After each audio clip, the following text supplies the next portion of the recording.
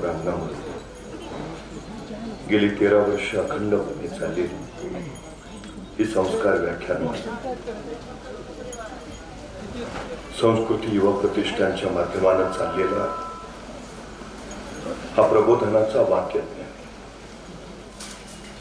आजच्या या सत्रासाठी या ठिकाणी उपस्थित असलेले सन्मान्य बाळासाहेबजी तावरे, सन्मान्य शिवरामजी थोरवे, सन्मान्य दत्तात्रयजी ढोले, संस्कृती युवा प्रतिष्ठानचे सर्व संचालक आणि उपस्थित आपण सर्व,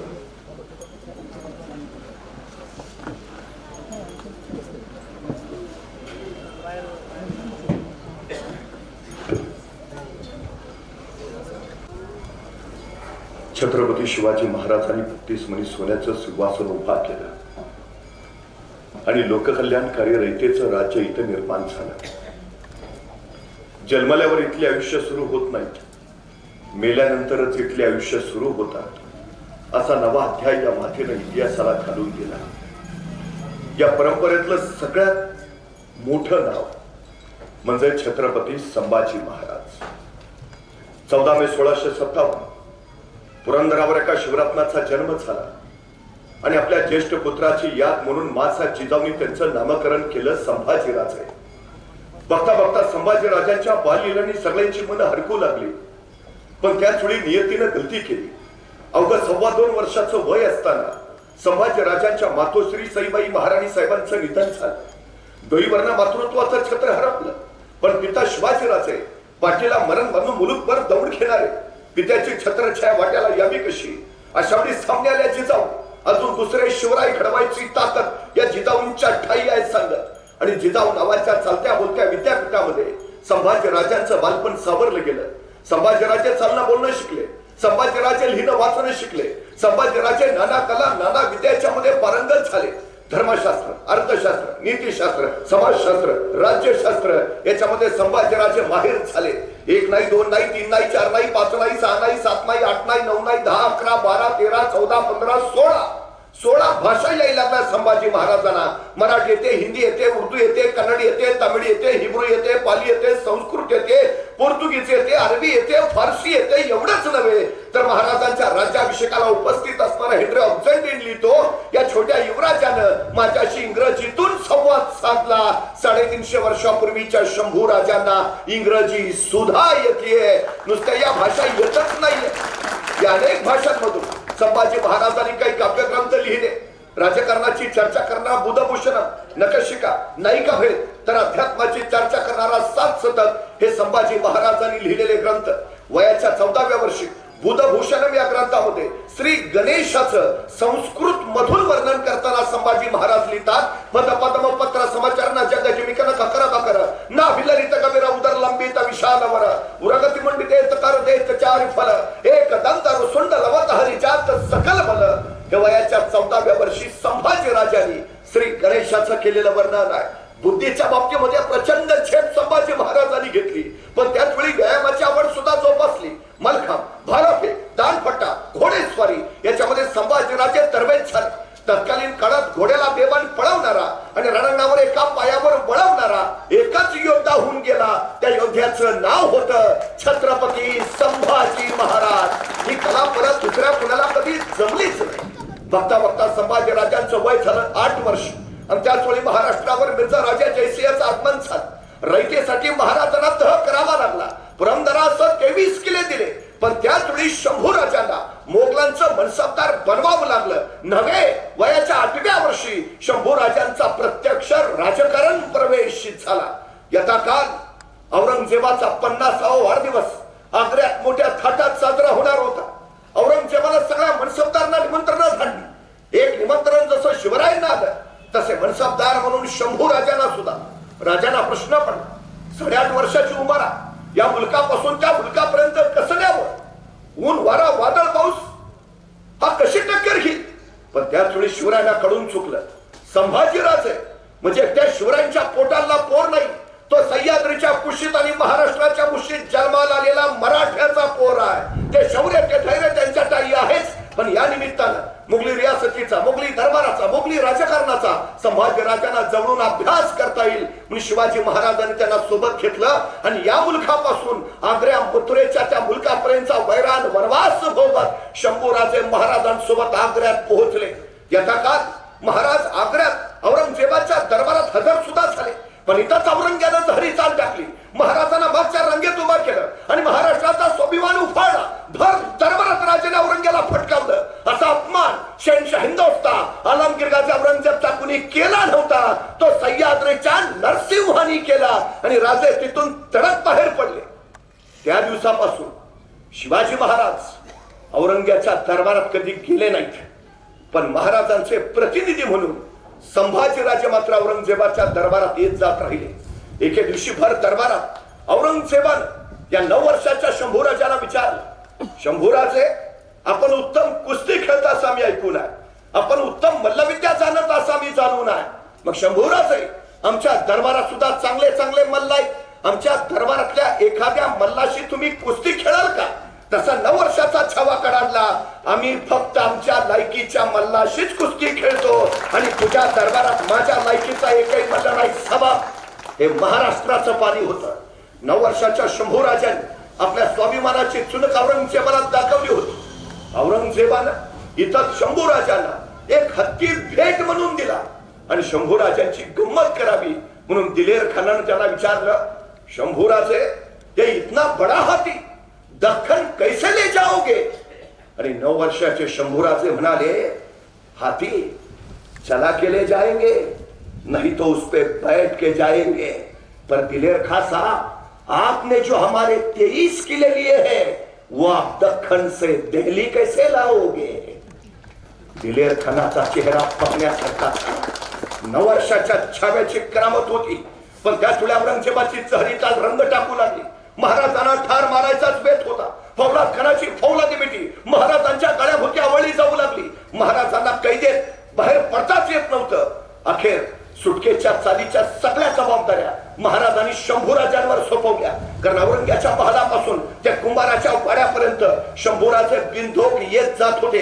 अखेर सुटकेच्या चालीच्या सगळ्या जबाबदाऱ्या शंभूराजांनी अशा पेरल्या की जे स्वप्नातही शक्य होणार नाही ते सत्यात उतरवून महाराष्ट्राचा नरसिंह निसटला. औरंगजेबाच्या हातावर तुरी देऊन निसटला. पण आपल्या एकुलत्या एक पुत्राला मागं ठेवून यावेळी एका पित्याचं काळीच व्यापळ नसेल का? यावेळी एका पित्याचा जीव गलबला नसेल? अरे 9 वर्षाचं पोर आहे, कसं ठेवा माग? मरणाच्या दारात, मृत्यूच्या पोटात, औरंगजेबाच्या दरबारात जर काय भलतं सलतं झालं तर? पण त्याहून विशेष महाराजांना चिंता याची की आई निरोपाच्या क्षणी जर इवल्याशा शंभूराजाने विचारलं, आबासाहेब आम्हाला सोडून एकटेच जाणार? दर्या सुद्धा हटला असता, मागं धरणीकंप झाला असता, कोसळला असता भळ जर विचारलं असतं शंभूनी, आबासाहेब आम्हाला सोडून एकटेच जाणार? पण त्या आई निरोपाच्या क्षणी हा 9 वर्षाचा पोर आपल्या पित्याचा हात हातात घेऊन धीरोदात्तपणे सांगत होता, आबासाहेब आमची फिकीर करू नका, आमच्यापेक्षा महाराष्ट्राला आपली गरज आली काय? आपण बिनधोक या. आणि ती त्याला जाणीव झाली. पुत्र जाणताच झालाय. यथा काल राजे राजगडावर पोहोचले आणि राजगडावर पोहोचल्या राजाने वार्ता उठवली, वाटेत संभाजी राजांचं निधन झालं. वयाच्या 9व्या वर्षी शंभूराजांच्या पाठीला जे मरण बांधलं गेलं ते इंद्रायणी भीमेच्या तीरावर मरणाला निधड्या छातीनं सामोरं जाईपर्यंत ते मरण शंभूराजांची सोबतच करत राहिलं. राजगडावर संभाजी राजांचे अंत्यविधी उरकले. हा सगळा काळीच दाह राजे आतल्या आत सोसत होते. मासाहेबची जाऊ रडून रडून थकल्या होत्या, पण महाराजांना धड बोलता येत नव्हतं आणि मणीचं गुज खोलता येत नव्हतं. महाराजांनी टाकली होती छोटी छलाव आणि तिनंच काम केलं. शंभूराजांचं वाटेत निधन झालं. ही वार्ता औरंगजेबाला मिळाली आणि औरंगजेबानं पाठलाग थांबवला. सबब शंभूराजांना काशीपंतांच्या बरोबर राजगडावर सुखरूप परत आणता आलं. पण गेलेले शंभूराजे वेगळे होते, परत आलेले शंभूराजे आता झाले होते वेगळे. जरा ते परिपक्व मुघली रियासतीचा, मुघली दरबाराचा, मुघली राजकारणाचा अगदी जवळून अभ्यास केलेले.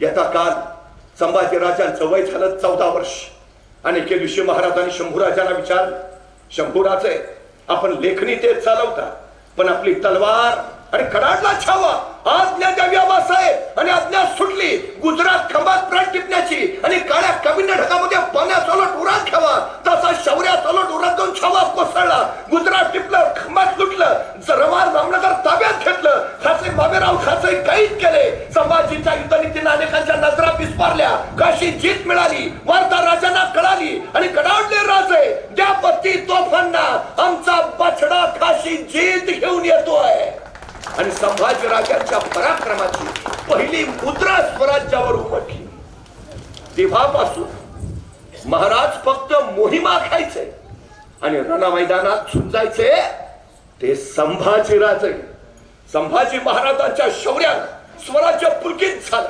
त्यांच्या समशेरीच्या तेजानं स्वराज्य सीमा उभारू लागल्या स्वराज्य उंचीवर पोहोचलं खरं तर ॲबे करे नावाचा फ्रेंच अज्ञात त्यांच्या सैन्याला कोण धन्यता वाटते असं भाग्य ज्यांच्या वाट्याला त्याला जीत लांब नसते संभाजीराजे फक्त जिंकण्यासाठी जन्माला आले होते महाराज सांगत होते आमच्या पोटी रुद्र जन्माला आलाय रुद्र संभाजी महाराजांच्या शौर्यात स्वराज्य गरजू लागलं वय वर्ष झालं 17 वर्ष महाराष्ट्र तेवढ्या आनंदानं न्हावून गेला होता रायगड तर अगदी ओला चिंब झाला होता 750 वर्षाचं पारतंत्र्य हटणार होतं रायगडाच्या माथ्यावर स्वातंत्र्य सूर्याचं प्रकटीकरण होणार होतं राजे छत्रपती होणार होते आणि झाले या म्लेच्छ पातशाहीमध्ये एक मराठा एवढा पातशाह झाला ही गोष्ट काही साधी झाली नाही असं बखरकरांनी त्याचं वर्णनही केलं राजे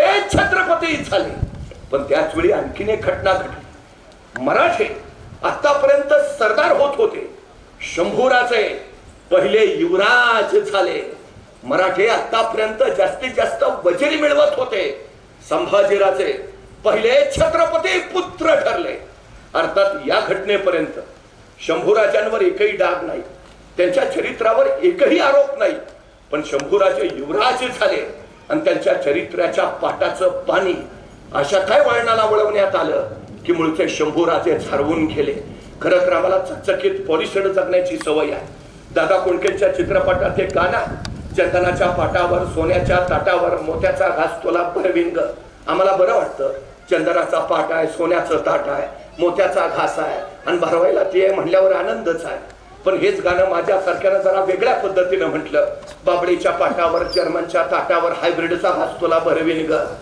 ऐकायलाही बरं वाटत नाही खायलाही बरं वाटत नाही बोलायलाही बरं वाटत नाही आमची नेमकी हीच आवड इथल्या चित्रपट निर्मात्यांनी नाट्य निर्मात्यांनी टिपली संभाजी राजांवर आतापर्यंत 60 नाटकं आणि 27 चित्रपट येऊन गेलेत पण हे सगळे संभाजी महाराजांच्या चरित्राचं पाणी बदनामीच्या वळचण्याला नेऊन ठेवणार आहे थोरातांची कमळा मोहित्यांची मंजुळा गोदावरी तुळसा ही या सृष्टीत कधीही जन्माला न आलेली स्त्री पात्र जन्माला आलेल्या संभाजी राजांबरोबर जोडली गेली आणि संभाजी राजांचं चरित्र चुकीच्या दिशेला वळवण्यात आलं सगळ्यात महत्वाची गोष्ट आहे ती सगळ्यात तो औरंगजेबाचा मुलगा शहजादा अकबर आपल्या बापाविरुद्ध बंड करून मदत मागायला आला तो थेट महाराष्ट्रात कारण त्याला माहिती आहे उभ्या हिंदुस्थानात औरंग्याशी टक्कर घेईल असा एकच योद्धा आहे आणि त्या योद्ध्याचं नाव आहे संभाजी महाराज तो आला इथं दिल्लीच्या राजकारणासाठी संभाजी महाराजांनी त्याला जवळ केलं रायगडाच्या पायथ्याला पालीला त्यांची भेट झाली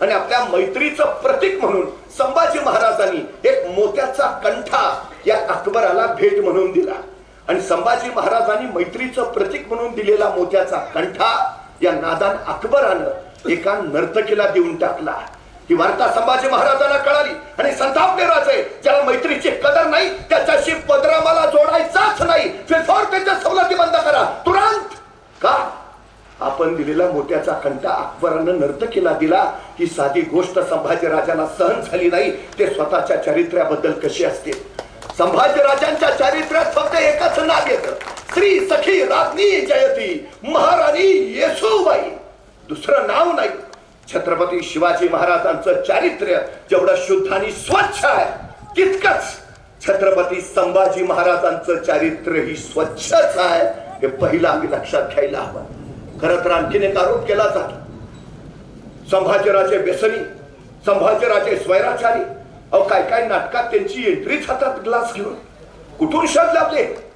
आमच्या सातारला ग्रँडअप नावाचा इंग्रज अधिकारी होता. त्यांनी पहिल्यांदा मराठ्यांचा इतिहास लिहिला. तो इतिहास लिहिण्यासाठी औरंगजेबाच्या दरबारी असणाऱ्या अकबारी खापीखानाच्या लेखनाचा त्यांनी आधार घेतला. आता खापीखान संभाजीराजांचं वर्णन काय करतो. खापीखान लिहितो, संभाजीराजे स्वतःच्या शौर्याच्या बळावर एवढ्या बुलंदाने बलाढ्य झाले की कुणी शत्रू त्यांच्यावर आक्रमण करला धजाविना. जणू संभाजीराजांना आता सत्तेची नशा चढली आहे. काय लिहितोय खापीखान. संभाजीराजे स्वतःच्या शौर्याच्या बळावर एवढे बुलंदानी बलाढ्य झाले की कुणी शत्रू त्यांच्यावर आक्रमण करला धजावेना. जणू संभाजीराजांना सत्तेची नशा चढली आहे. याचंच भाषांतर ग्रँडअपनं इंग्रजीत केलं. सत्तेची नशा चढलेला राजा, intoxicated with the wine of folly and pride. त्याचं भाषांतर बरोबर आहे. सत्तेची नशा चढलेला राजा, intoxicated with the wine of folly and pride. पण आपल्या लोकांचं इंग्रजी चांगलं. त्यांनी ग्रँडअपनं लिहिलेलं वाचलं. Intoxicated with the wine. Wine घेत होते संभाजी. अरे काय प्रकार आहे. एका पट्ट्यानं तर पत्रच आणलं. म्हणले पुरावा आहे काय.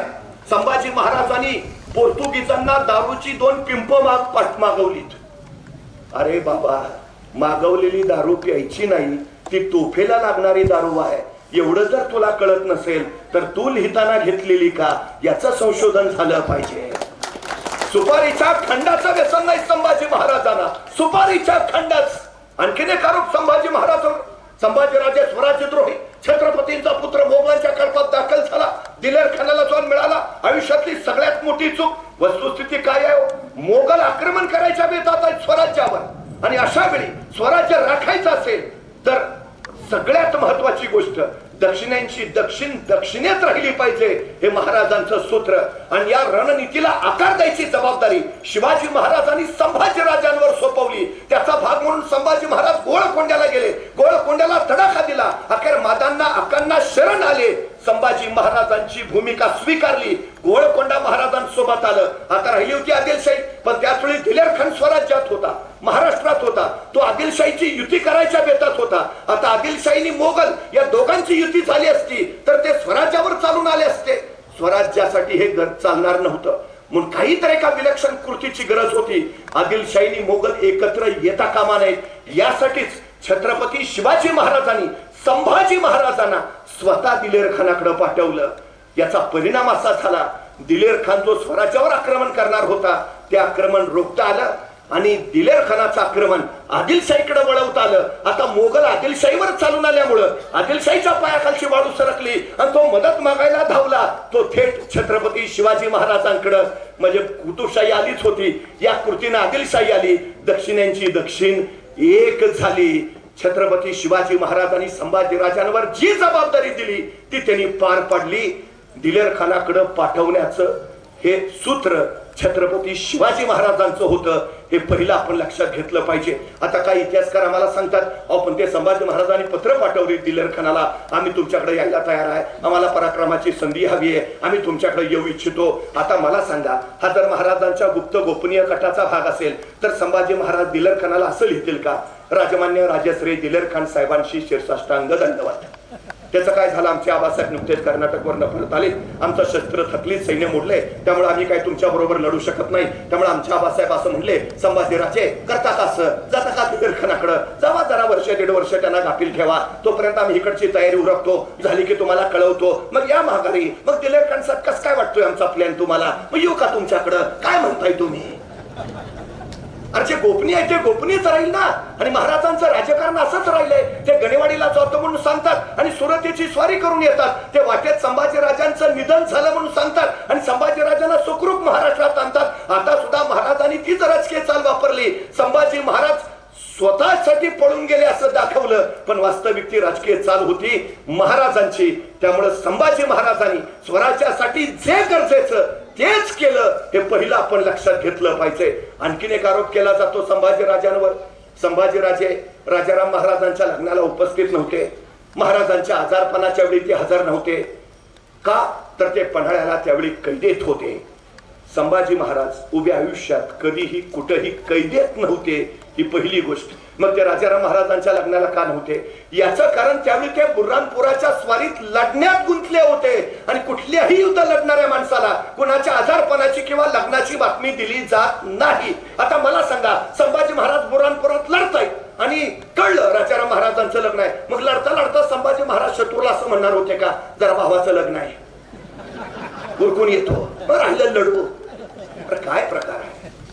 बुऱ्हाणपुराचं युद्ध संपून साधारण मार्चच्या शेवटच्या आठवड्यात संभाजी महाराज परत आले आणि अवघ्या काही दिवसात म्हणजे 3 एप्रिल 1680 पुरुषसिंह स्वराज्य संस्थापक छत्रपती शिवाजी महाराज नापरतीच्या मोहिमेवर चालते झाले. स्वराज्य संस्थापक केले, पण महाराजांच्या जाण्यानं त्याच वेळी रायगडावर मात्र एक कुटील डाव आखण्यात आला. काही करून संभाजीराजांना गादीवर येऊ द्यायचं नाही.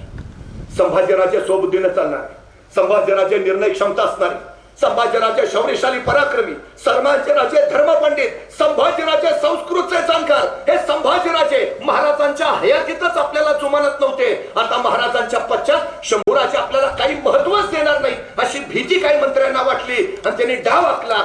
संभाजी महाराजांना कैद करायचं आणि राजाराम महाराजांना गादीवर बसवायचं. राजाराम महाराज अल्पवयी आहेत म्हणजे कारभार आपल्याच हाती, तिजोरीच्या चाव्या आपल्याच हाती. त्यांनी कराडला असणाऱ्या हंबीरराव मोहितेंना निरोप पाठवला, ससैन्य तयार राहा, संभाजी राजांना कैद करायला जायचंय. हंबीरराव म्हणले या, मी तयारच आहे. मंत्री उड्या मारतच गेले, कराडला पोहोचले, पण इथंच हंबीररावाने डाव उलटवला.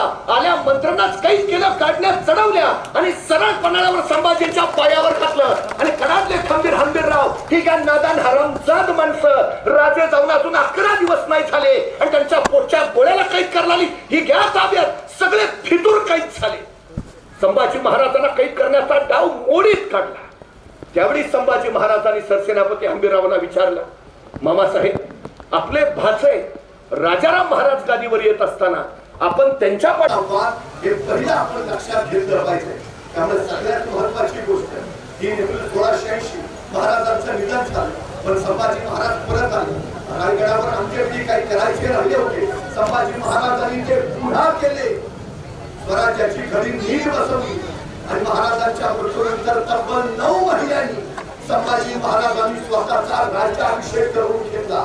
संभाजीराजे या स्वराज्याचे दुसरे छत्रपती झाले.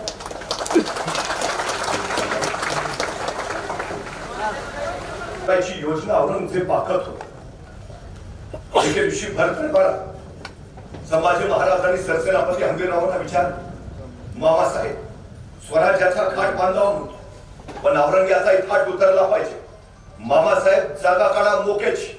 आणि हंबीररावांनी सांगितलं, राजा एक जागा आहे मोक्याची, मुघलाचं दाखल झालं, दार मुल्क दखन बुऱ्हाणपुरा, औरंगजेबाची दखनीतली राजधानी. एखाद्या सुंदरीच्या गालावर तीळ शोभावा असा बुऱ्हाणपुरा शोभतो राज.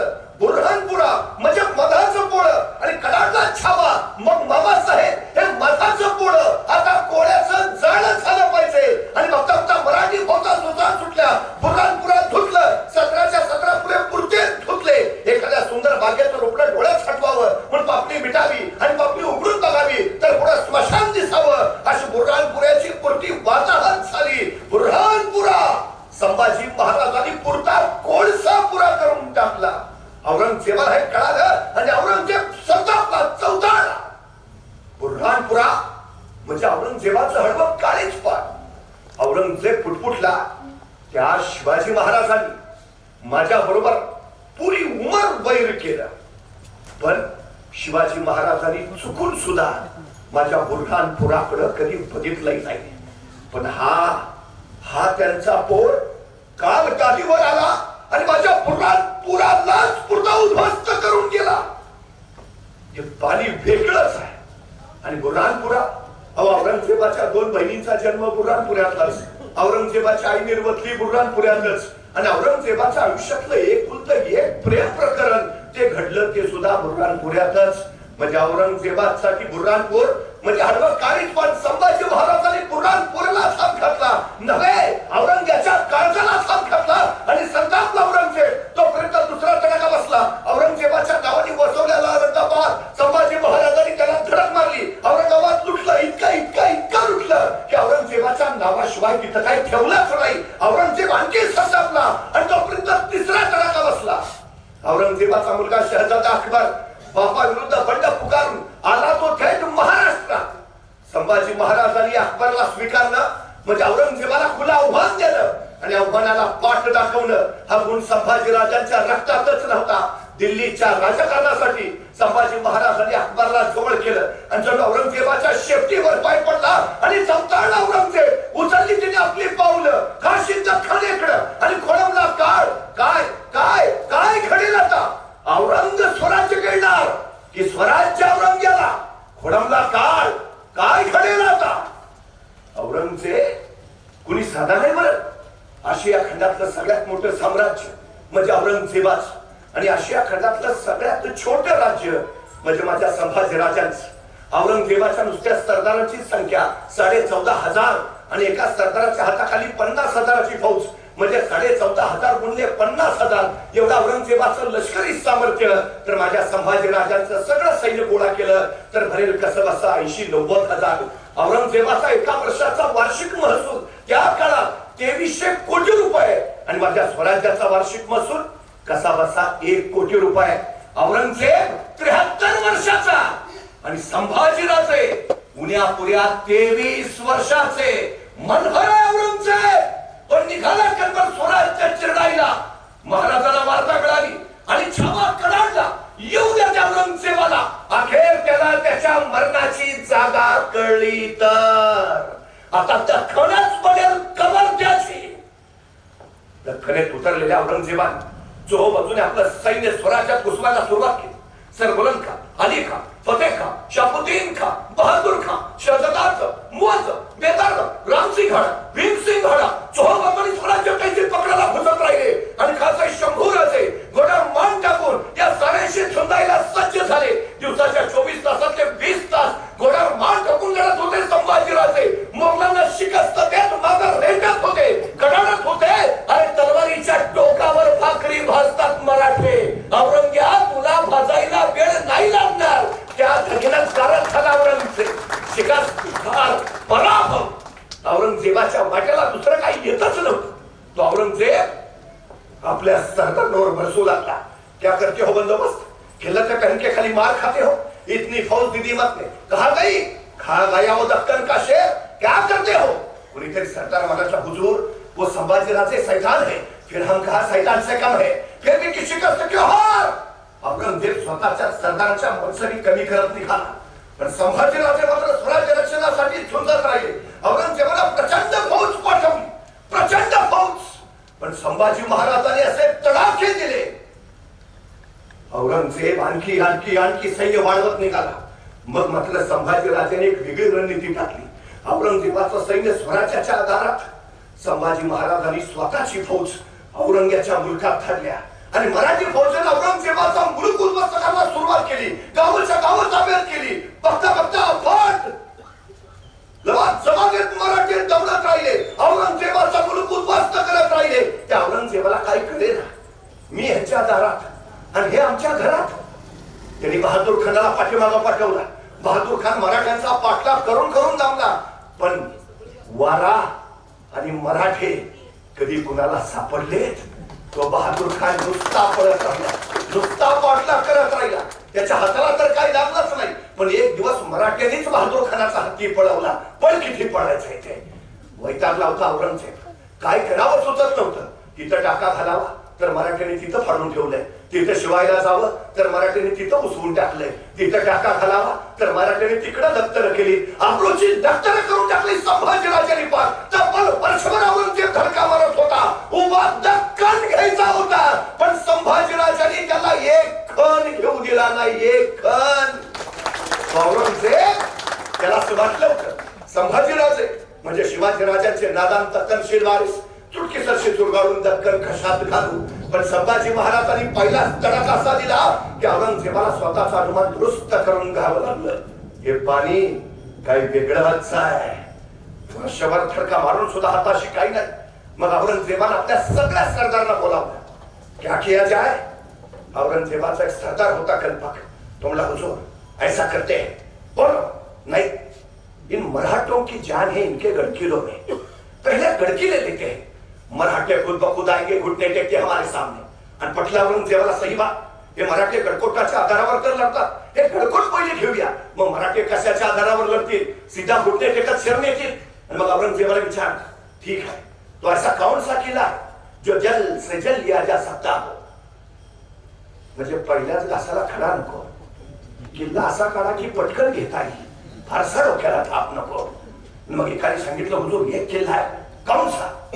नाशिक जिल्ह्यातला, दिंडोरी तालुक्यातला, वणी पासून अवघ्या काही मैलावर असलेला प्रभू श्री रामचंद्र तिथं विश्रांतीसाठी जायचंय, त्यांची सेज तिथं, मग त्या किल्ल्याचं नाव आहे रामसेज. हुजूर असा किल्ला आहे. मराठे कितने? 300-350 होंगे हुजूर. शिबंदी ना हुजूर, बजमेर ना हुजूर, तोफे बिल्कुल ना हुजूर. तो ठीक है, वही ले लेंगे. ठरला औरंगजेबाच. अवघे 350 मराठे असलेला, तोफा शिबंदी बजमेर अजिबात नसलेला तो रामसेजचा किल्ला घ्यायचा. आणि औरंगजेबाने विचार, तो कौन जाएगा? कौन लेगा रामसेज? अनुभारा शाहबुद्दीन खा. हुजूर हम जाएंगे, हम लेंगे रामसेज. शाहबुद्दीन कितने दिनों में लोगे किला? तसा शाहबुद्दीन खान म्हणाला, हुजूर सकाळचा नाश्ता करून जातो, दुपारच्या जेवणाला किल्ला घेऊनच परत येतो. बहुत खूप. 30,000ची फौज घेतली आणि निघाला शाहबुद्दीन खान. कोसळला रामसेजवर. रामसेजचा किल्लेदार आहे रामाजी पवार. हे 30,000 सैनिकांनी येताना पाहिलं, येऊ द्या. बघता बघता शाहबुद्दीन आदेश दिला, चलो आगे ले लो किल्ला. 30,000 सैन्य रामसेज चढू लागलं. वेस ओलांडून पुढं पुढं पुढं पार निम्म्यापर्यंत पोहोचलं. आमच्या मराठ्यांची हालचाल ना प्रतिकार. शाहबुद्दीन खानाला वाटलं बहुतेक न लढताच किल्ला ताब्यात घेता येईल वाटतं. त्याने आपल्या सैनिकांना सांगितलं, चलो चलो चलो चलो आगे ले लो किल्ला. सैन्य पुढा पुढा लागते, टप्प्यात आलं. मग मात्र मराठे सावध झाले. हाताच्या गोपण्या ठरवल्या, दगडं भरली, सुटली दगडं. दना दना दना धाड धाड धाड दगडं हात लागली. त्या दगडाच्या पोछानं घायाळ झालं शाहबुद्दीनचं सैन्य. पाठीला पाहिलं पुढे सुटलं. त्या शाहबुद्दीनच्या मस्तकावर दगड बसलेला. ती जखम दाबीत शाहबुद्दीन म्हणाला, कैसे है ये मराठे, पत्थरों से खेलते हैं, या खुदा पूरी जिंदगी में ऐसी चल देखी ना हमने. एका दिवसात किल्ला घेतो म्हणलेला शाहबुद्दीन खान रात्री खलबत खाण्याचा तमाशा करत बसला होता. क्या किया जाए? त्याचा सरदार होता मोठा कल्पक. तो म्हणला, हुजूर ऐसा करते हैं. बोलो.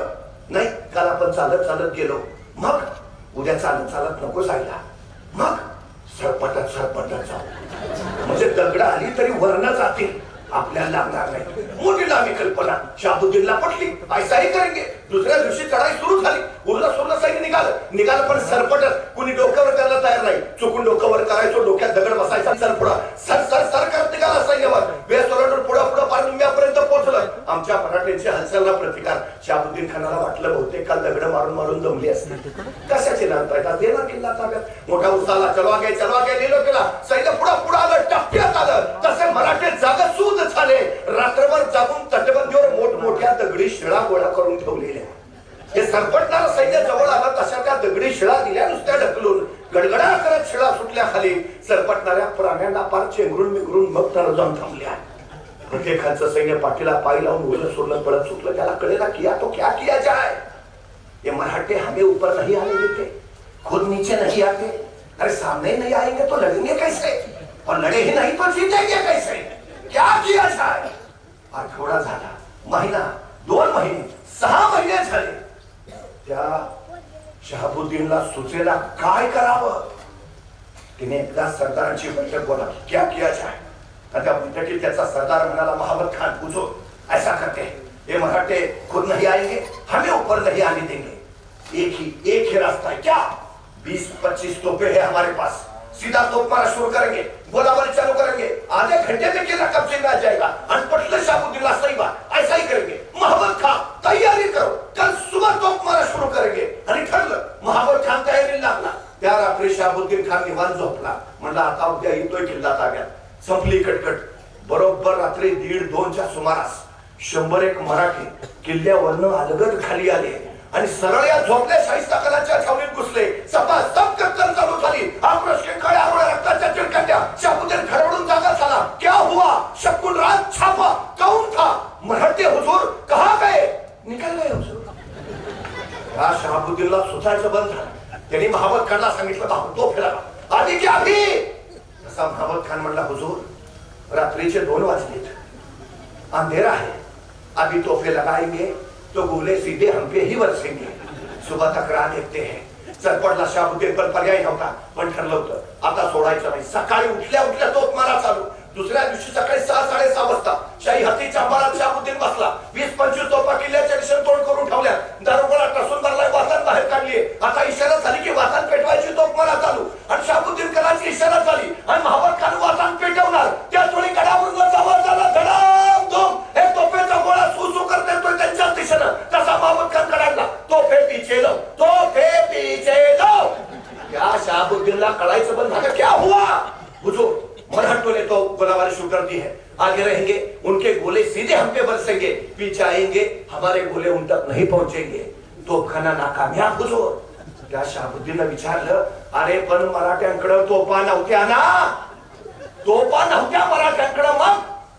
तसा महाबत खान म्हणला हुजूर मराठ्यांकडे तोफा नव्हत्या पण डोकं तर होतं. मतलब मराठ्यांनी लाकडाच्या तोफा तयार केल्या. त्याला आतनं जनावराचं कातडं लावलंय. हुजूर त्यांची एक तोफ आपल्या 10 तोफेला भारी आहे. ठीक तोफा तयार केल्या तोफा तयार. दारुगोळा कुठनं आणला? तसा महाबत खान म्हटला मग रात्री छापा कशाला मारले? आपलाच दारुगोळा आहे हुजूर. मराठे परिस्थितीवर लढत नाही बसले, लढत बसले. हल्ली बिघडलो हल्ली कुणीतरी येतो आमची परिस्थिती नव्हती हो तू ग. मला भयान राग येत बसल्या माणसाचा. आमची परिस्थिती नव्हती हो. परिस्थिती माणसाला घडवती नाही आणि परिस्थिती माणसाला बिघडवती नाही. माणूसच परिस्थिती घडवतो आणि माणूसच परिस्थिती बिघडवतो.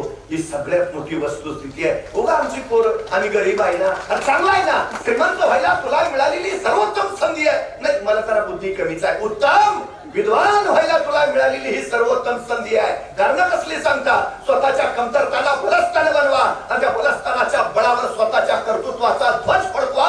हे सांगितलं छत्रपती संभाजी महाराजांनी.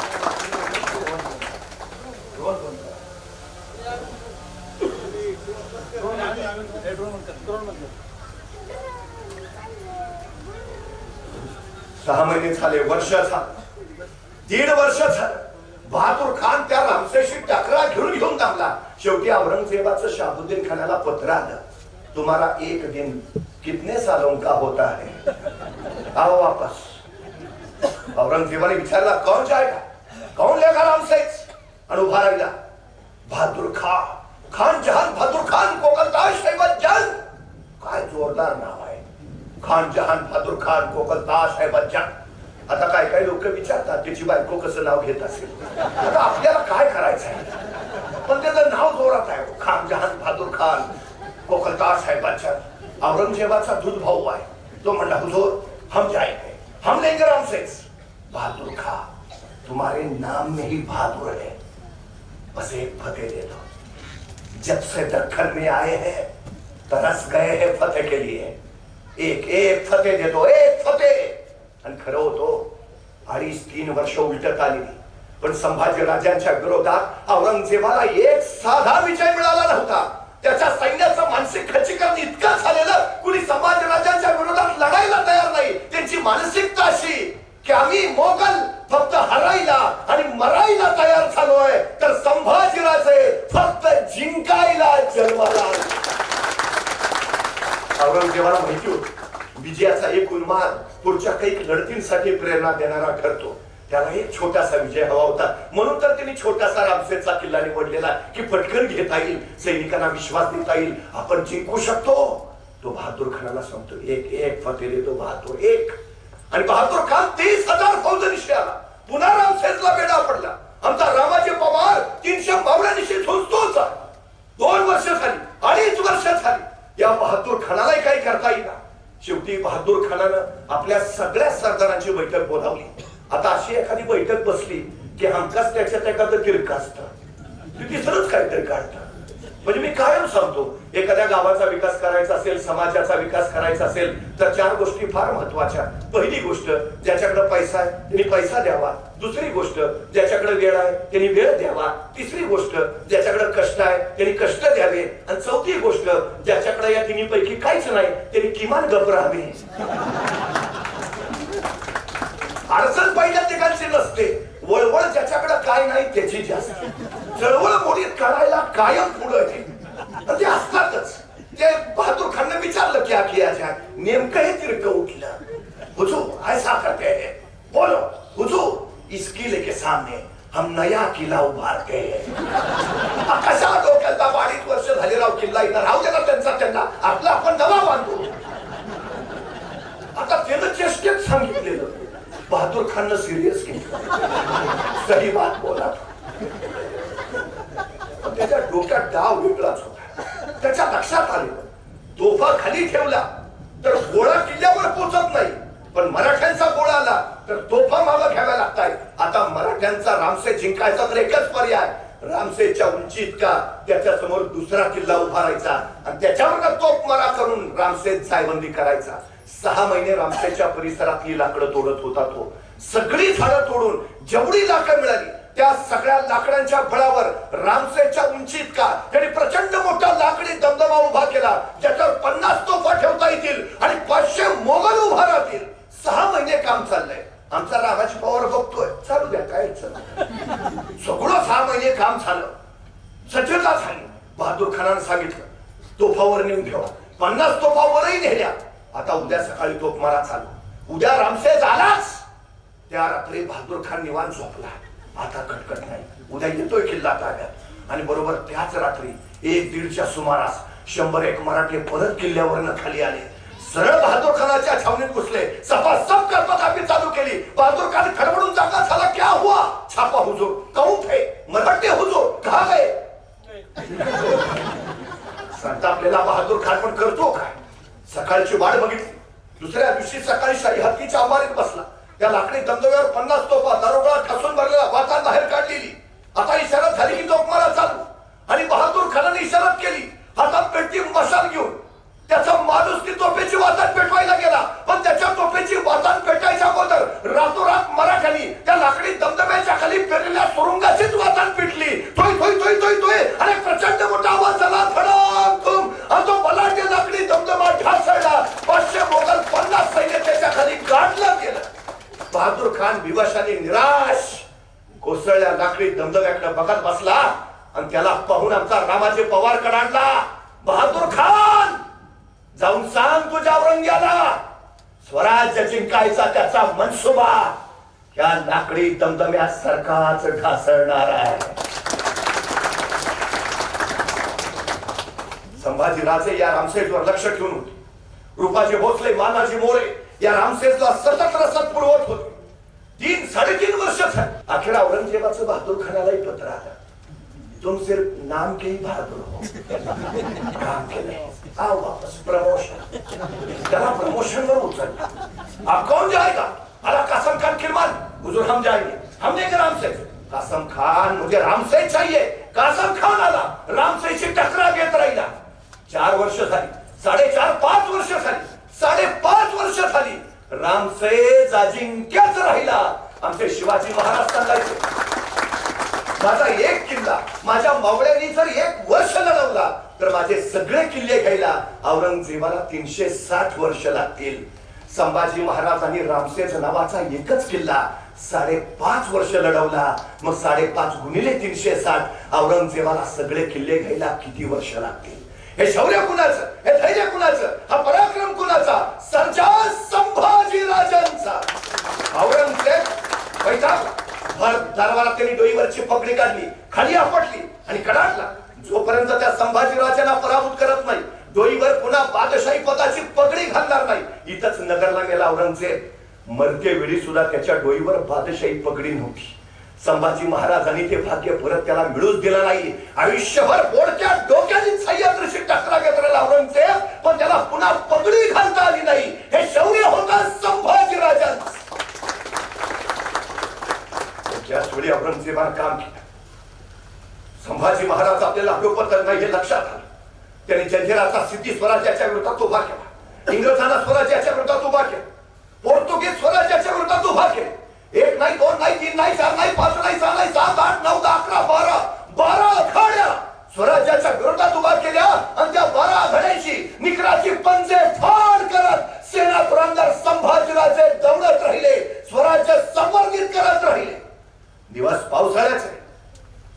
संभाजी महाराजांच्या लक्षात आलं औरंग्यासारख्या कलिकाळाशी झुंजायचं तर बळ हवं, सामर्थ्य हवं, संपत्ती हवी. आणि म्हणूनच संभाजी महाराजांनी विलक्षण चाल टाकली. पावसाळ्यात मोगलांच्या हालचाली मंदावतात. औरंगजेब नावाचा अजगर ज्यावेळी स्वराज्याच्या अंगात पसरला होता, संभाजी महाराजांनी या अजगराच्या उरावरनं झेप घेतली. ती थेट कर्नाटकात मैसूरच्या चिड्डीवर राहिला तडाखा दिला. मैसूर काबीज केलं, व्यंकोजी राजाला सोबत घेतलं आणि कर्नाटक काबीज करत संभाजी महाराज आंध्र प्रदेशात गेले. आंध्रातले 80 राजे मांडलिक केले. तिथून संभाजी राजे तामिळनाडूत गेले, तामिळनाडू काबीज केलं. कावेरीच्या तटावरचा पाषाणकोट जिंकला. पाषाणकोटवर भगवा फडकला. जगाच्या पाठीवरचं पहिलं बुलेट प्रूफ जॅकेट संभाजी महाराजांनी या पाषाणकोटच्या लढाईत तयार केलं. पहिलं जॅकेट. संभाजी महाराजांनी आपला गंगाराम वाणी नावाचा एक सरदार बिहारला पाठवला. बिहार हाती आलं. पाठण्यावर भगवा फडकला. मराठी फौजा बंगालमध्ये घुसल्या.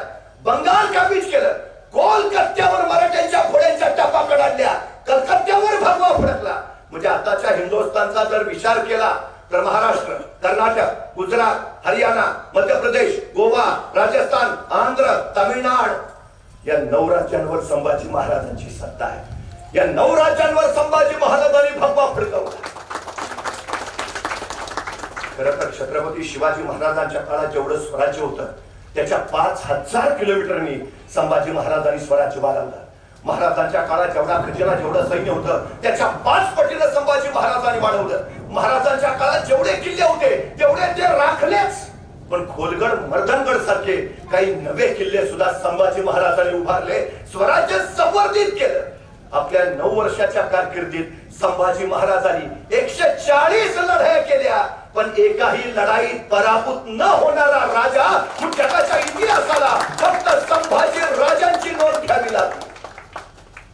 संभाजी महाराज जंजिराच्या सिद्धी त्यांनी वाकवला, पार दर्यात बुडवला. लंकेला जाताना प्रभू श्री रामचंद्रांनी रामसेतू बांधलाय. जंजिरा घ्यायला गेल्यावर संभाजी महाराजांनी दर्याला वेसर घातलीये. दर्यात त्यांनी शंभू सेतू उभारलाय. कधी जाऊन बघून घ्या. तो जंजिरा बुडलाच, पण त्या जंजिरावर भगवा फडकवतानाच नेमका कल्याणवर हसन अली खान चालून आला. जंजिराचा वेढा संभाजी राजांनी दादाजी पंतांवर सोडला. कल्याण राजे पोचले. हसन अली खान तुडवला. कल्याणवर पुन्हा भगवा फडकवला, पण या नादात जंजिरा मात्र घ्यायचा राहिला. गोवेकर पोर्तुगीज कोंड्याच्या लढाईच्या विद्राईला असा तडाखा दिला की नदीतनं विद्राई दहशतीनं पळत सुटला. संभाजी महाराज घोडा घेऊन त्याच्या पटपट नदीत घुसले, पण घोडा धारेला लागला. संभाजीराजे वाहते जाऊन बघतानाच आमचा स्वामिनिष्ठ झेपावला. घोड्यासहित संभाजी महाराजांना बाहेर काढलं आणि काट्यावरचा स्वामिनिष्ठ फुटफुटला. होते खंडो म्हणून वाचले शंभो. खंडो बदाडनी शंभू राजाला वाचवलं. पण गोवेकरांनी संभाजी महाराजांची इतकी दहशत घातली की गोव्याची त्यांची राजधानी बदलून त्यांनी मुरगावरला त्याचा घाट घातला. संभाजी राजांचा शेजार नको. इतकी भीती. इंग्रज हे तर पुरते वाकवले. मुंबईच्या इंग्रजांना संभाजी महाराजांनी सांगितलं मुंबई विकत द्यायची, चालू पडायचं. मुंबई बंदराचं महत्व संभाजीराजे जाणून होते. 40,000 पापड्याला व्यवहार ठरला. मुंबईला निघा. पण संभाजी महाराजांचं अकाली निधन झालं आणि तो व्यवहार तसाच रखडला. त्यावेळी जर संभाजी महाराज मुंबई विकत घेत होते तर 150 वर्ष इंग्रजांचं राज्य या हिंदुस्थानवर आलंच नसतं. ही सगळ्यात महत्वाची गोष्ट. संभाजी महाराजांनी सिद्धी दर्यात बुडवला. इंग्रज चुकवला. पोर्तुगीज वाकवला. औरंगजेब तर सोडो की पळो करून सोडला. संभाजीराजे कधी थकले नाहीत, कधी हरले नाहीत, कधी नमले नाहीत, कधी झुकले नाहीत, कधी रण टाकून पळाले नाहीत. जे असीम धडाडीनं दौडत राहिले स्वराज्य संवर्धनासाठी सतत. त्या संभाजीराजांचं ते शौर्य बघून औरंगजेब भर दरबारात फुटफुटला. मेरे सारे सेनापति सरदार सैनिकों के बजाय मेरे पास होते खाली एक संभाजी राजे. तो कब का बन गया होता आलमगीर मैं पूरे हिंदुस्तान का. काय सांगतोय औरंगजेब. माझ्या सगळ्या सेनापती सरदार सैनिकांच्या ऐवजी माझ्याकडे फक्त एक संभाजीराजे असते. कधीच आलमगीर झालो असतो पुऱ्या हिंदुस्तान. कधीच. खरं तर संभाजीराजांचं हे शौर्य होतं. पण त्याच वेळी संभाजीराजे आपल्या शौर्याच्या बळावर औरंगजेब पुरता बेटीस जखडून ठरला. अखेर औरंगजेबानं भर दरबारात विचार क्या किया जाए आणि सगळे सरदार एका सुरात म्हणाले हुजूर वापस लौट चलते हैं अभी दम नाही आहे हुजूर. त्याला कळत नव्हतं काय करावं, इतकी दहशत संभाजी महाराजांची. पण तरी त्यांनी शेवटची मोहीम काढली. 2 कोकण मोहिमा संभाजीराजांनी सबसे यशस्वी ठरवल्याच होत्या. तिसरी कोकण मोहीम त्यांनी शहजादा मोहजमला सांगितलं तो सावंतवाडीच्या वाट्यानं रामदऱ्याच्या घाट्यानं गोव्यात उतर. संभाजीराजे गोव्यात आहे. शहाबुद्दीनला सांगितलं तू 30,000ची फौज घेऊन पुण्याकडनं उत्तरेतनं खाली उतर. संभाजीराजांना जाकडा कैद करा. अहो गोव्यावर पण भगवा फडकणार होता. पण त्याच वेळेस मोहजम आल्याची बातमी कळाली. गोव्यावर संभाजीराजे तडक निघाले. रामदऱ्याच्या घाटात मोहजमच्या समोर उभा राहिले. हर हर महादेव चारोळी घुमली आणि तब्बल 40,000 मोगल त्या रामदऱ्याच्या घाटात मराठ्यांनी कापून काढले. वाऱ्यासारखे आलेले महाराज तीरासारखे निघाले. कोंडाची जाता जाता म्हणाला राज आयता मोहजम धावला होता कापायचा नाही. आणि संभाजीराजे म्हणाले सुकलं झाड मोडून पडणारच आहे तोडा कशाला. कोंडाजीला तेवढी कळालं नाही. पण जगातल्या पहिल्या जैविक अस्त्राचा प्रयोग संभाजी महाराजांनी रामदऱ्याच्या घाटात केला. मराठ्यांनी मोगलांचं अन्न धान्य उद्ध्वस्त केलंच होतं. आता जे उरलेले मराठी मोगल त्यांना खायला कोकणात काय नारळाचं कुळीत काय करामत करून ठेवली मराठ्यांनी. ज्या मोगलांनी नारळाचं कुळीत खाल्लं वोकून वोकून मेले. त्यांच्या प्रेताची दुर्गंधी इतकी त्याच्या वासानं बाकीचे मेले. अहो त्या मोहजमची अवस्था इतकी बेकार त्याला उचलायला चौघं राहिले नव्हते. कुणीतरी औरंगजेबाला कळवलं. मग राहुल्ला खान आला. कसा बसा मोहजम माघारी नेला. परत आलेल्या मोहजमचा औरंगजेबानं 90,000 रुपये रोख देऊन सत्कार केला. त्या मोहजमला पण काय कळेना. तो म्हणला अब्बाजान 1.5 कोटीचा खजिना बुडवून आलो 90,000 सैन्य घालवून आलो तरी तुम्ही मला 90,000 रुपये रोख देऊन सत्कार करताय क्यों अब्बाजान. औरंगजेब म्हटला तू जिवंत परत आलायस ना म्हणून. नाहीतर तो संभाजीराजांकडे जातो परत कुठला येतो. इतकी दहशत. अखेर 4.5 वर्ष झाली. दख्खन घ्यायला आलेला औरंगजेब एक खण त्याला घेता आला नाही. आणि सगळ्या सरदारांना सांगितलं हुजूर लाहोर चलते हैं. अखेर औरंगजेबाला निर्णय घेतला परत फिरायचं. 4.5 वर्ष झगडून सुद्धा संभाजीराजांनी त्याला पराभूत केलं. संभाजीराजांपुढे थकला झुकला वाकला नमला आणि अखेर स्वराज्य सोडून निघाला.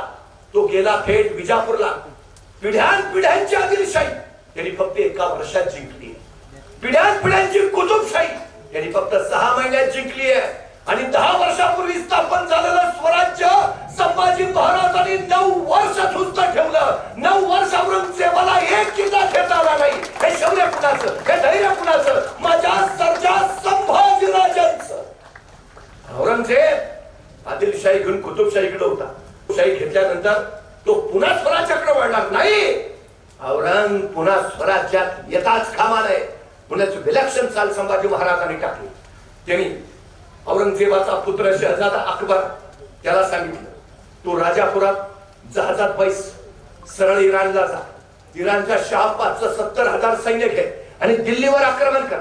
दिल्लीवर आक्रमण झालं की कुतुबशाहीत असलेला औरंगजेब दिल्लीच्या रक्षणासाठी सरळ दिल्लीकडे निघेल. उत्तरेतले संताजी घोरपडेला 40,000 फौजदारी उभा केले. औरंगजेब दिल्लीला निघाला की संताजी त्याच्यावर आक्रमण करतीलच पण पाठीमागून 60,000 फौजदारीशी मी औरंगजेबावर हल्ला चढवेन. औरंग दिल्लीत पोहोचणारच नाही. काय विलक्षण चालू. गोळ कोंड्यात असलेला औरंगजेब दिल्लीच्या रक्षणासाठी दिल्लीकडे वळाला याचा अर्थ स्वराज्य सुरक्षित राहिलं. आणि त्या दृष्टीने संभाजी महाराजांनी शहजादा अकबराला राजापूरच्या बंदरातून जहाजातही बसवून दिलं. त्यांनी इराणला जायचं होतं पण दुर्दैव होतं. इराणला निघालेला शहजादा अकबर त्याचं जहाज समुद्रात भरकटलं आणि ते इराणला पोचायच्या ऐवजी मस्कतला पोचलं. ते तिथंच 6 महिने अडकून पडलं. जर त्याचं जहाज भरकटलं नसतं तर दिल्लीवर संभाजी महाराजांनी केव्हाच भगवा फडकवला असता केव्हाच. पण इतिहासात जर तरलं स्थान नसतं.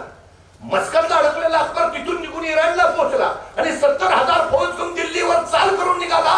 त्याच वेळी त्याला खबर मिळाली संभाजीराजे संगमेश्वरात कैद झाले.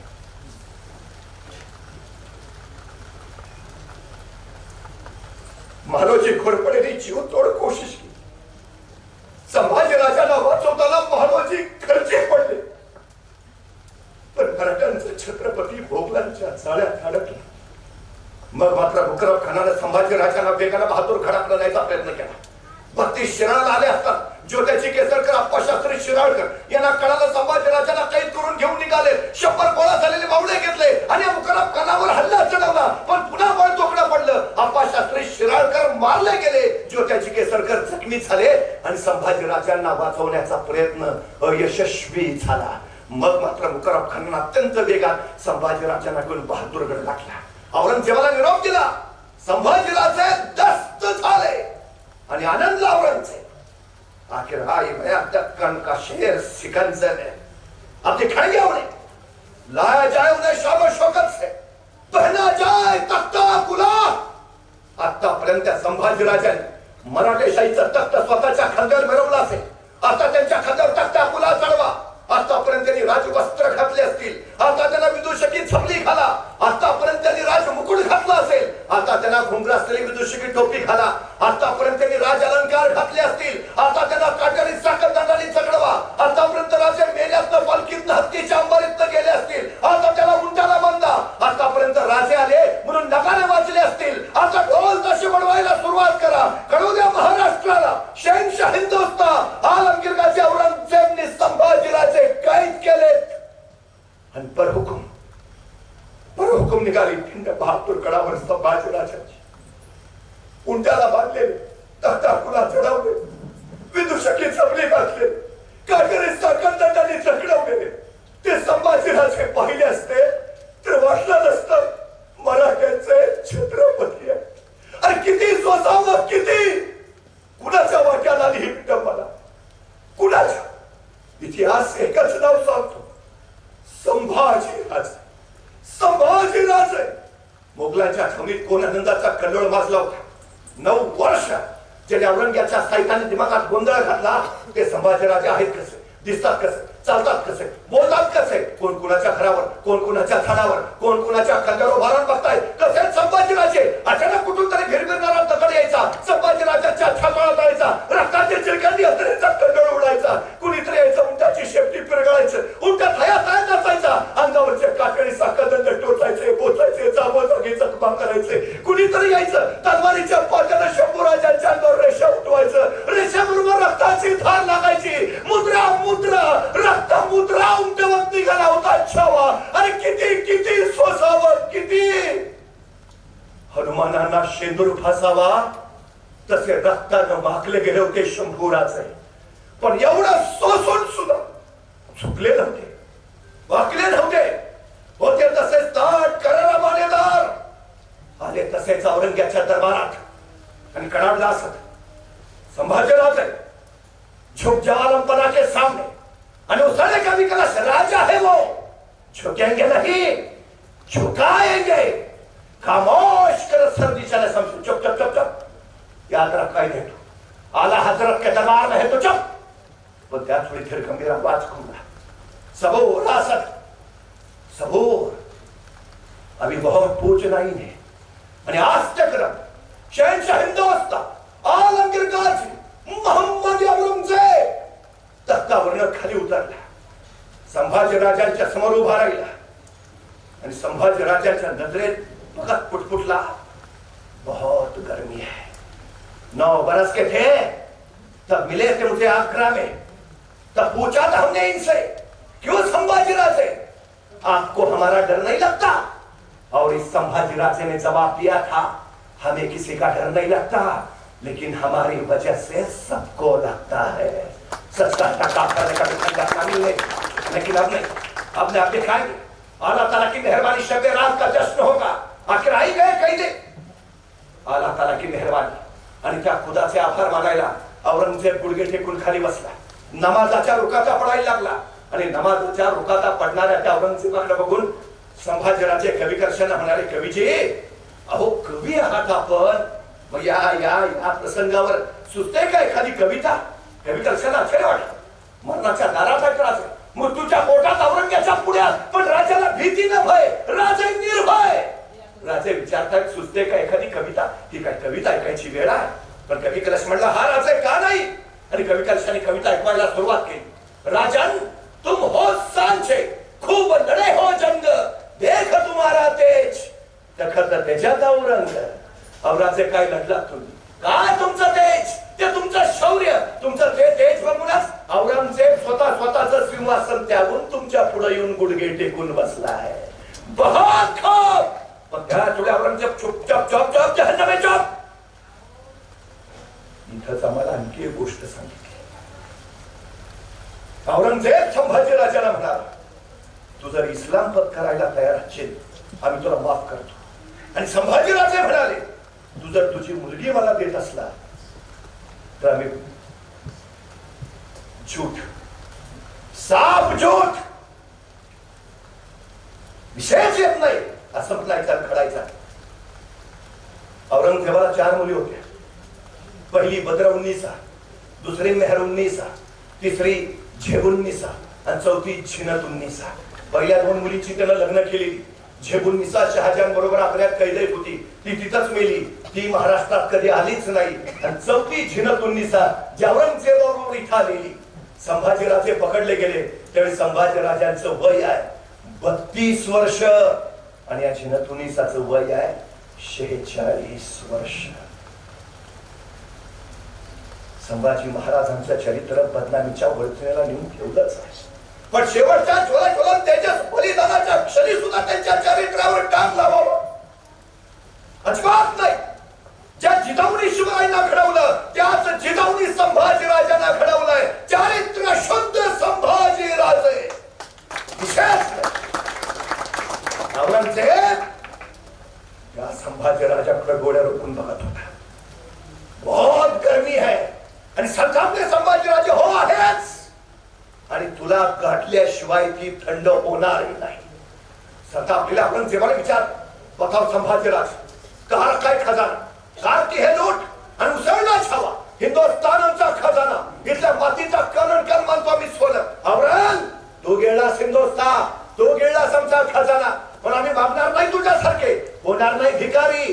हिंदुस्थान हाक मारून भीक देतो तुझ्यासारख्याला, घेत नाही असा, घेऊन मनगटाच्या जोरावर आणि तलवारीच्या बळावर. संभाजी राजांचं मालेदार उत्तर ऐकलं औरंगजेबाला कळे ना, कैदेत कोण आहे, तुम्ही का मी? पण तोपर्यंत औरंगजेबाने विचारला दुसरा सवाल, बताओ संभाजी राजे, मेरे कौन कौन से सरदार शामिल थे तुम्हें?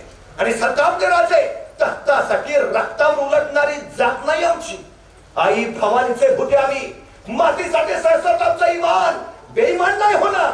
याद राख औरंग, महाराष्ट्राच्या मातीत उभा आहेस तू, इथंच माती करू. आमच्याच वाटेवर येऊन आमच्याशीच वाटमारी करणाराची त्याच्या वाटेवर जाऊन वाट लावल्याशिवाय आम्ही आमच्या वाटेवर परतत नाही, हा इतिहास आहे आमचा. औरंगजेबाला तो स्वतःशी पुटपुटला, काश ऐसा एक संभाजी राजा जना होता हमारे जनाने में, कब के बन गए होते आलमगीर पूरे हिंदुस्तान के. आणि संभाजी राजे ते ऐकून म्हणाले, तुझ्या पोटी कसे येतील संभाजी राजे? तुझ्या पोटी कोळसेच उपसतील. स्वतःच्या बापाला विष देणारा तू, स्वतःच्या भावांची खुलेआम कत्तल करणारा तू, तुझ्या पोटी कसे येतील शंभूराजे? शंभूराजे जन्माला येतील ते महाराष्ट्राच्या कुशीत आणि शिवछत्रपतींच्या मुशीतच. ते बोल ऐकले संतापला तिचा, ले जाओ बेटे हमारे नजरों के सामने से, ये आंखें जलाती बहुत, निकाल दो इनकी आंखें, ये जबान बोलती बहुत है, काट डालो इनकी जबान, जाओ हश्र करो उनका. आणि संभाजी महाराजांना बरोबर तुला तुझ्या परिभेदीकडे नेलं गेलं. औरंगजेबाला लिहून ठेवलंय, माझ्या आयुष्यात सगळ्यात मोठी पहिली चूक, मी शहाजी राजांना जिवंत कर्नाटकात जाऊ दिला. शहाजी राजाच मारले असते, शिवाजी महाराज उभेच राहिले नसते. मी माझ्या आयुष्यात दुसरी चूक केली, आग्र्यातून शिवाजी महाराजांना निष्ठू दिला. शिवाजी महाराज तिथंच संपवले असते तर शंभू राजे खडेच राहिले नसते. आयुष्यात 2 चुका केल्यात आणि सगळी आयुष्य त्या सह्याद्रीच्या दऱ्याखोऱ्याशी टकऱ्या घालवल्यात. तिसरी चूक करणार नाही. आणि म्हणूनच त्याने आदेश दिला, निकाल इनकी आते जल्द से जल्द. आणि सजेचा अमल चालू झाला. वडबुद्रुक टोळापूरच्या वधस्तंभाला बांधलेले संभाजी राजाने बघितले, हरशी येत आहे त्यांच्याच दिशेने. हातामध्ये लालबुंद तप्त सळ्या घेतले, घरांच्या रशा बाहेर टेकणार त्या लालबुंद तप्त सळ्या संभाजी महाराजांनी बघितल्या आणि कळलं डोळे जाणार आणि संभाजी राजांनी मिटले. डोळ्यासमोर उभा राहिले राजे श्री शिवछत्रपती. आणि याच डोळ्यांनी घेतलं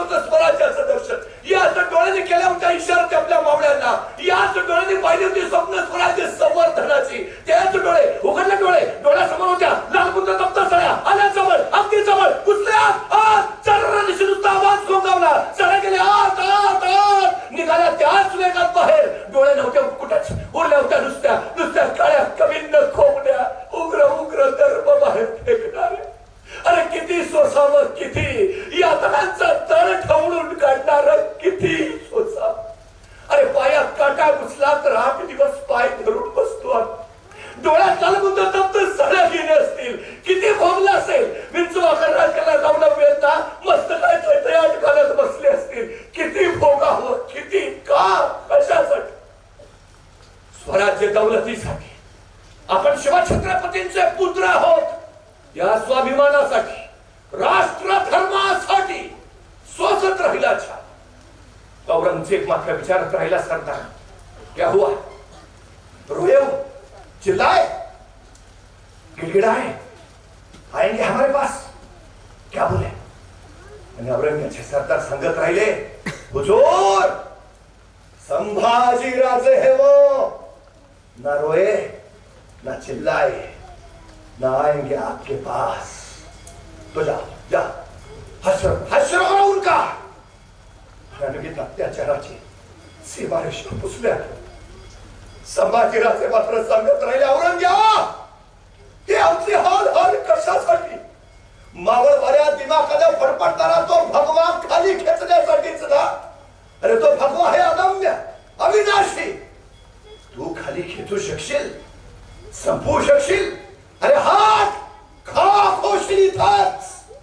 याद राख औरंगजेब, आमच्या रक्ताच्या थेंबा थेंबातून पेटून उठेल इथला एक एक मावळा, बनतील शिवाजी आणि संभाजी, झुंजतील तुझ्याशी आणि ठेवतील अस्तित्व या भगव्याचं अविनाशी। तसाच तोपर्यंत सगळे कामच सुरू झाला। जवान छटायच्यात नव्हती, पण संभाजीराजांचं तोंड बंद, जवान छटणार कशी? एक हप्ते पुढे झाला, संभाजीराजांच्या मस्तकावर दाबजोर दिला, पण जबडा उघडेना। एकाने कानावर दाबजोर दिला, पण जबडा उघडेना। जबडा उघडेल कसा? वाहकाचा जबडा आहे, वाहकाच्या जबड्यात घालून हात मोजती दात ही आमच्या अवकात सांगणारा संभाजी राजा आहे। अखेर एक हप्ते पुढे झाला, संभाजीराजांचं नाक दाबून धरलं, श्वास कोणला जीव गलबलला, श्वासासाठी ओठले जीभ लवलवली, त्या संधीचा घेतला फायदा, सांशी घुसली आत, सांशी पकडली जीभ, ओढली बाहेर, नंगी तलवार नकलवली आणि चालली सप। तोंडात उघडलं नुसतं लाल गुंतलं, चिपटली होती समोरच वन, ज्याची भेट उमटवले जगदंब जगदंबचे, जी जी म्हणत राहिली जय भवानी, जी करत राहिली जागर हर हर महादेव, जी जी म्हणत राहिली औसाहेब भासाहेब बाबासाहेब, ती जी पडली होती समोरच। एक नाही दोन नाही, तब्बल 40 दिवस अनन्वित अत्याचार चालू। संभाजीराजांचं सगळं कातडं सोडून काढ, त्याच्यावर मिठाचं पाणी टाकलं, चर्र जाळ जाळ झाला यातनांचा। अरे किती सोसावं, किती किती भोगावं। कुणीतरी यायचं, हाताची बोटं छाटून घ्यायचं, कुणीतरी यायचं, गुडघ्याच्या वाट्या काढायचं। 40 दिवस सोसत होता छावा। अखेर उगवलं फाल्गुनी मध्ये अमावस्या, 11 मार्च 1689, औरंगजेबाच्या अखेरच्या ज्ञाचोखी। मस्तक गरम करा त्यांचं आणि संभाजी राजांचं मस्तक छाटलं गेलं, भाल्याच्या फळाला अडकवलं आणि निघाला वाजत गाजत आला इंद्रायणीच्या तीरावर, आणि त्या इंद्रायणीच्या रेतीमध्ये तो भाल्याचा फळ रोवला गेला आणि संभाजी राजांच्या मस्तकातून रक्ताचा एक थेंब त्या इंद्रायणीच्या पात्रात पडला आणि थरारली शहरली इंद्रायणी, ढाळू लागली अश्व, सांगू लागली 300 वर्ष झाली, अजून संभाजीराजे खरे खरेच इंद्रायणी असंही असू उडाले। संभाजीराजे कळाले औरंग गेला आणि औरंगजेब पुटपुटला, कैसा सुरूर बच्चा है, हमने आंखें निकाल दी उनकी, लेकिन उनकी आंखें नहीं झुकी हमारे साथ। हमने जबान काट दी उनकी, लेकिन उस जबान से उन्होंने मांगे नहीं रहम के 2 लफ्ज। हमने हाथ तोड़ दिए उनके, लेकिन नहीं फैलाए उन्होंने अपने हाथ हमारे सामने। हमने पांव तोड़ दिए उनके, लेकिन नहीं टेके उन्होंने अपने घुटने हमारे सामने। हमने गर्दन काट दी उनकी, लेकिन उनकी गर्दन नहीं झुकी हमारे सामने। सचमुच छावा है छावा शेर का। या अल्लाह, होंगे कामयाब कभी या ऐसे ही लौटना पड़ेगा खाली हाथ दिल्ली? पण औरंगजेबाला दिल्लीला परत जाताच आला नाही। संभाजीराजांनी सांगितलं होतं, दक्कनात होईल कमर त्याची, संभाजीराजांच्या रक्ताच्या थेंबा थेंबातून पेटून उठला इथला एक एक मावळा. राजाशिवाय तब्बल 14 वर्ष प्रजा लढत राहिली, औरंग्याला झुजवत राहिली. दख्खन घ्यायला लावता औरंगजेब. दख्खन सोडा, स्वतःला गाठण्यापुरती 3.5 हात जमीन घेऊन तो अखेर इथंच शांत झाला आणि महाराष्ट्रानं नवा इतिहास लिहिला. जो महाराष्ट्राच्या नादाला लागतो त्याचा औरंगजेब होतो. सह्याद्रीच्या गडावर तो छावा त्या भगव्याच्या रूपानं आजही जिवंत आहे. सह्याद्रीच्या रानवाड्यात राष्ट्रभक्ती राष्ट्रनिष्ठेचा संचित देत या स्वराज्याला पुन्हा नवा संस्कार देतो आहे. सांगतो आहे कसं जगावं हे छत्रपती शिवाजी महाराजांनी सांगितलं आणि कसं मरावं हे छत्रपती संभाजी महाराजांनी दाखवलं. या जगण्या मरण्याचं तत्वज्ञान खरं मला घेता आलं. आयुष्याची झुंज चिंता. बोला